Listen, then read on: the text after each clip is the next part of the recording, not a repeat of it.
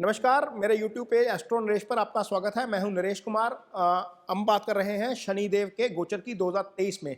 2023 में शनिदेव का गोचर कुंभ राशि में होगा और पूरा साल ये कुंभ राशि में ही रहेंगे।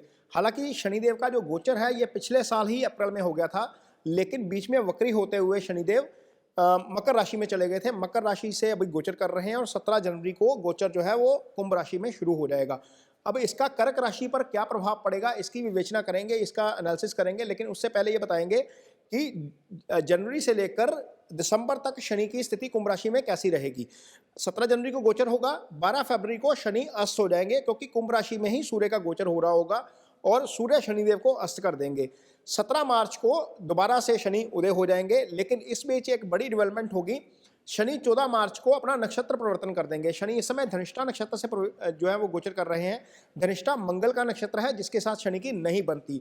यही कारण है कि पिछले साल 18 फरवरी को जब शनि धनिष्ठा नक्षत्र में आए थे तो 24 फरवरी के दिन ही रूस ने यूक्रेन के ऊपर हमला कर दिया था और वो वार अब तक जारी है। ये 14 मार्च के बाद ये वार थमने की संभावना है क्योंकि शनि जैसे ही नक्षत्र छोड़ेंगे उसके बाद शांति की तरफ स्थिति जो है वो बढ़ सकती है।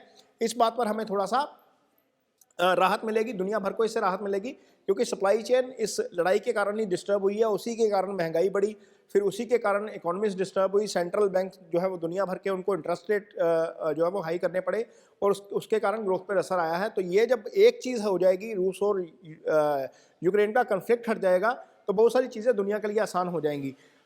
इसके बाद शनिदेव 16 जून के आसपास वक्री हो जाएंगे। वक्री होने के बाद 4 नवंबर को दोबारा मार्गी होंगे। तो ये 4 महीने का लगभग पीरियड है, 4.25 महीने का, जब शनिदेव वक्री रहेंगे, 1 महीना अस्त रहेंगे। बाकी सारी पूरा साल जो है वो शनिदेव कुंभ राशि में गोचर करेंगे 17 जनवरी के बाद से। तो इसका कर्क राशि पर क्या असर पड़ेगा इसकी विवेचना करेंगे। कर्क राशि जो है, यहाँ से शनि जो है वो अष्टम गोचर करना शुरू कर देंगे, यानी कि कर्क राशि वालों के लिए शनि की ढैया शुरू हो जाएगी। अब अष्टम भाव से जब शनि गोचर करते हैं तो 3-4 चीज़ें जो है वो डिस्टर्ब कर देते हैं आपके लाइफ में, उनका ध्यान रखना पड़ेगा। सबसे पहले जब शनि अष्टम में आएंगे तो सीधा देखेंगे दशम भाव को। दशम भाव आपका क्या है? दशम भाव आपका कर्म भाव है। आपकी जॉब दशम भाव है, आपका प्रोफेशन दशम भाव है, आपके फादर दशम भाव हैं, आपके बिजनेस जो है वो सारा दशम भाव से आता है। तो इन चारों चीज़ों पर, पांचों चीज़ों पर आपको हो सकता है कि थोड़ी सी दिक्कतों का सामना करना पड़े।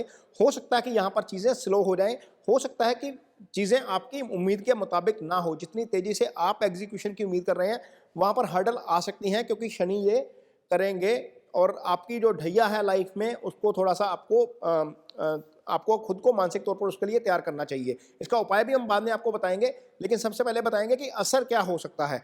और ये असर ज़्यादा खराब तब हो जाएगा यदि आपकी कुंडली में दशा, महादशा या अंतर्दशा भी खराब चल रही हो। मान लीजिए आपकी कुंडली कर्क राशि की है या आपकी कुंडली जो है वो कर्क लगन की है, तो यदि आपकी कुंडली में 6, 8, 12 की दशा चल रही है, 6, 8, 12 मीन यदि आपकी कुंडली में गुरु की दशा चल रही है, गुरु छठे भाव के स्वामी बनते हैं आपकी कुंडली में, शनि की ही दशा चल रही है, शनि अष्टम के भी स्वामी बन जाते हैं यहाँ पर आकर, और यदि आपकी कुंडली में बुध की दशा चल रही है, बुध की दशा या अंतर्दशा चल रही है, तो भी आपको प्रॉब्लम हो सकती है। तो और यदि वो खराब है 6, 8, 12 की दशा वैसे भी अच्छी नहीं होती, लेकिन प्लैनेट की पोजीशन यदि खराब है तो आपको ज़्यादा दिक्कत का सामना करना पड़ सकता है। एक्चुअल में गोचर क्या होता है? गोचर एक घड़ी की वो सुई है सेकंड की जो मिनट और घंटे की सुई के ऊपर से आते ही एग्जीक्यूट कर देती है टाइम को, या काम हो जाता है। तो होता तो महज ये गोचर एक सेकंड की सुई जैसा ही है, लेकिन ये काम तब करेगा यदि आपका समय पहले से ही ज़्यादा खराब चल रहा हो या पहले से ही अच्छा चल रहा हो। यदि गोचर अच्छा है, पहले से समय अच्छा है, तो आपकी चीज़ें एग्जीक्यूट हो जाएंगी। यदि गोचर खराब है और आपका दशा, महादशा, अंतर्दशा खराब है और गोचर भी खराब आ जाए तो फिर आपको थोड़ा सा ज़्यादा दिक्कत हो जाती है। तो हम बात कर रहे थे कि शनि कहाँ पर, सबसे पहले कर्म स्थान के ऊपर डिस्टर्ब करेंगे आपको। उसके बाद क्या हो सकता है, शनि जब अष्टम भाव में बैठते हैं तो आपको देखते हैं सीधा दूसरे भाव को। अब दूसरा भाव क्या होता है? दूसरा भाव आपका फ्रेंड सर्कल है, दूसरा भाव आपका बैंक बैलेंस है, दूसरा भाव आपका माउथ से संबंधित डिजीज सारी दूसरे भाव से आती हैं, वाणी आपकी दूसरे भाव से आती है, आपका फैमिली हाउस जो है वो सारा दूसरे भाव से आता है, कुटुंब हम दूसरे भाव से बोलते हैं।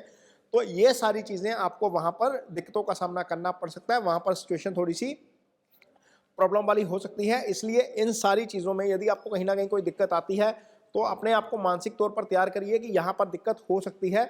इसलिए चीज़ों को थोड़ा सा, यदि ऐसी कोई स्थिति आती है, परिवार में कोई स्थिति आती है या बैंक को लेकर, बैंक बैलेंस को लेकर कोई स्थिति आती है, तो आपको खुद को मेंटली तौर पर इस चीज़ के लिए तैयार करना पड़ेगा। एक चीज़ है, जो शनि की 10वीं दृष्टि है वो सीधा आएगी पंचम भाव के ऊपर। पंचम भाव से क्या देखा जाता है, खासतौर पर सिंगल्स के लिए ये चीज़ जरूरी है, क्योंकि पंचम भाव से प्रेम प्रसंग देखा जाता है। निश्चल प्रेम जो है वो पंचम भाव से आता है, एंगेजमेंट पंचम भाव से आती है, रिश्ता पंचम भाव से आता है, इजी गेन्स पंचम भाव से आते हैं, आपकी लाइफ में state of mind, higher study आपकी पंचम भाव से आती है। तो ये जो पंचम भाव है, जब यहाँ पर शनि की दृष्टि आ जाएगी तो हो सकता है कि इसके सिग्निफिकेंस थोड़े से डिस्टर्ब हो जाए।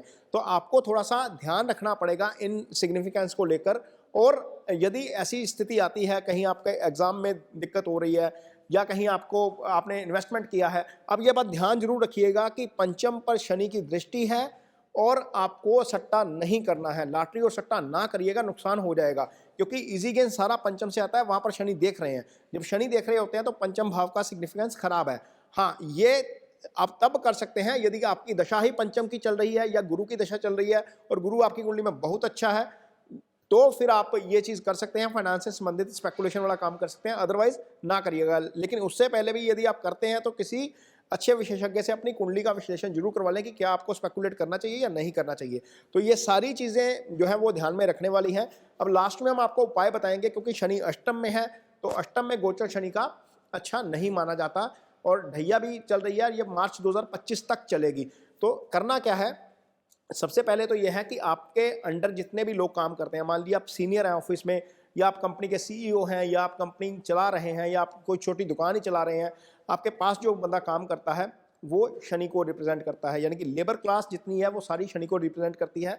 वो भले ही आपसे पद में छोटा है, भले ही आपसे उम्र में छोटा है, आपको उसको रिस्पेक्ट देनी है। किसी भी तरीके से आप उसको रिस्पेक्ट देंगे तो शनि का प्रभाव जो है वो अच्छा रहता है। दूसरी चीज़ जो आपको करनी है वो शनि के मंत्रास का जप कर सकते हैं। ओम शन शनिश्चराय नमः, ये यदि मंत्र आप जप करेंगे तो इससे काफ़ी राहत मिलती है, इससे आपका पीस ऑफ माइंड जो है वो कायम रहता है।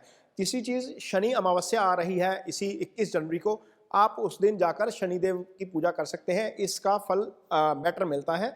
शास्त्रों के मुताबिक शनि अमावस्या का बड़ा महत्व है। और शनिदेव जो है वो उनको सरसों का तेल अर्पित कर सकते हैं। जब सरसों का तेल अर्पित करना है तो छाया पात्र में अपना फेस देखिए, उसमें 2 सिक्के डालकर शनिदेव की शिला पर चढ़ा सकते हैं। काली उड़द की दाल जो है वो शनिदेव को, या काले तिल शनिदेव को शाम के समय अर्पित करने हैं। ये सारे उपाय हैं जो शनिदेव की ढैया के लिए किए जा सकते हैं यदि ढैया का एडवर्स इफेक्ट आ रहा है। तो यदि आपको लगता है कि 17 जनवरी के बाद कुछ चीज़ें चेंज हो रही हैं, आपकी अनएक्सपेक्टेड एक्सपेक्टेड लाइन पे नहीं जा रही हैं, हो सकता है कि निराशा की तरफ जा रहा है कुछ, वैसे तो निराश होने की ज़रूरत नहीं है। यदि कुंडली में दशा, महादशा, अंतरदशा अच्छी चल रही है तो कोई दिक्कत नहीं आएगी। भाग्यस्थान की दशा है, पंचम की दशा है, लगन की दशा है, तो कोई बहुत ज़्यादा दिक्कत नहीं आएगी। लेकिन फिर भी शनि की ढैया है तो इसका एडवर्स इफेक्ट ना आए, उसके लिए आपको ध्यान रखना है और ये उपाय आप कर सकते हैं। इसके साथ ही मुझे दीजिए इजाज़त। नमस्कार। ये कार्यक्रम आपको कैसा लगता है कमेंट बॉक्स में अपनी राय मुझे जरूर दीजिए। और यदि आप पहली बार आए हैं चैनल के ऊपर तो इसको सब्सक्राइब जरूर करिए, लाइक जरूर करिए, शेयर जरूर करिए, ताकि ऐसा कंटेंट जो है वो डिटेल में एनालिसिस सबके पास पहुंच सके, आपके मित्रों के पास, आपके दोस्तों के पास, और ये उसका लाभ उठा सके। इसके साथ ही नमस्कार।